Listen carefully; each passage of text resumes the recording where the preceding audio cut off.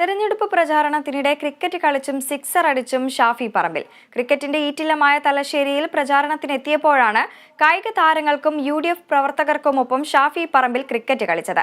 പഴയ ക്രിക്കറ്റ് താരമായ ഷാഫിക്ക് സ്റ്റേഡിയത്തിലേക്കുള്ള മടങ്ങിവരവ് കൂടിയായി ഈ നിമിഷങ്ങൾ മാറി.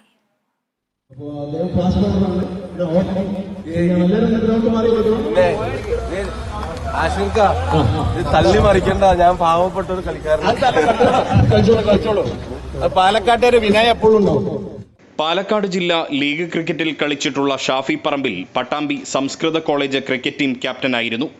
ആ ഷാഫിക്ക് തെരഞ്ഞെടുപ്പ് പ്രചരണത്തിനായി ക്രിക്കറ്റിന്റെ ഈറ്റില്ലമായ തലശ്ശേരിയിലെത്തിയപ്പോൾ ക്രിക്കറ്റിനോടുള്ള തന്റെ പ്രണയം മറച്ചുവെക്കാനായില്ല. രാവിലെ 7 മണിയോടെ തലശ്ശേരി മുകുന്ദ് ജംഗ്ഷനിലെ അറീന ടർഫിലാണ് UDF സ്ഥാനാർത്ഥി ആദ്യമെത്തിയത്.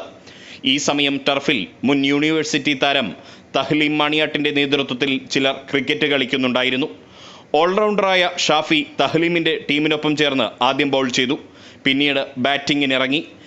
MSF സംസ്ഥാന ജനറൽ സെക്രട്ടറി CK നജാഫ് ആയിരുന്നു ആദ്യം പന്തെറിഞ്ഞത്. ബാക്ക് ഫുട്ട് ഒന്നിളക്കി മിഡോണിന് മുകളിലൂടെ ഷാഫിയുടെ കിടിലൻ സ്ട്രൈക്ക്.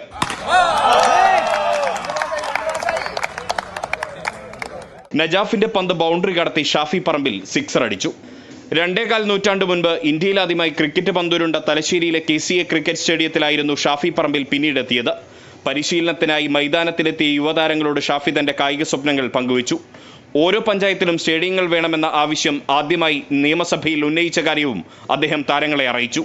കണ്ണൂർ ജില്ലാ ക്രിക്കറ്റ് ടീം പരിശീലകൻ രാഹുൽ ദാസിനെ അനുമോദിച്ചാണ് ഷാഫി പറമ്പിൽ മടങ്ങിയത്. Riyas KMR, Kerala vision news.